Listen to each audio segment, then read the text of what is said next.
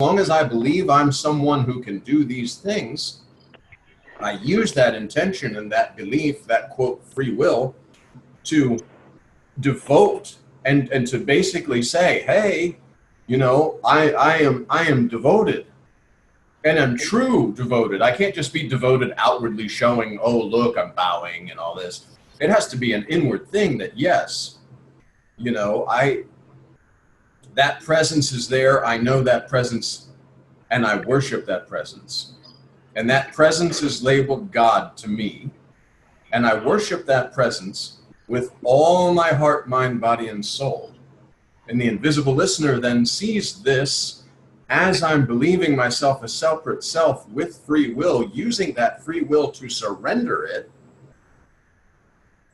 and invite that attention. And then what we spoke about before, and that stranglehold on the beingness is released. And that's the beautiful thing. Because once the selfless self realizes it doesn't need this form that it believed it needed to perpetuate and survive, and it sees itself as absolutely not this form, yet able to use this form, then it's finished.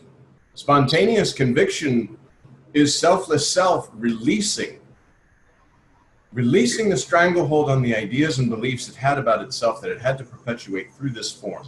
That snaps, that's finished. And then that's the quote, so-called freedom.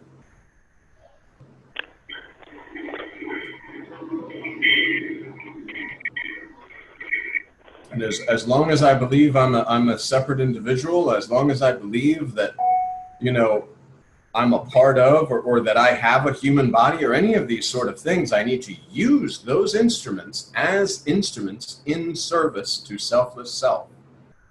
As Maharaj says, you're not bowing to Maharaj, you're bowing to your selfless self.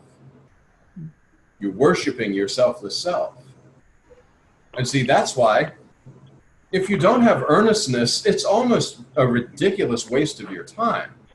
Because if you truly believe that attending a few satsangs and reading some books and doing some mantra every so often and burning some incense and all this kind of stuff, if you truly believe that that's going to get the attention, it's just not. Because it has to be an inward sacrifice, you know, literally, like, do what you will with me. This selfless self, this sense of presence that I'm sensing through body form, I turn my will and my life over to that. You know, I surrender to that. As long as there's an idea that there's someone to surrender. Then once beingness, the stranglehold is released on the beingness, it's clearly seen that there was nothing to surrender, that it's absolutely all a dream, that there can't be anything other than yourself. And yourself is not an egoistic statement. Yourself is that from which all of this is projected.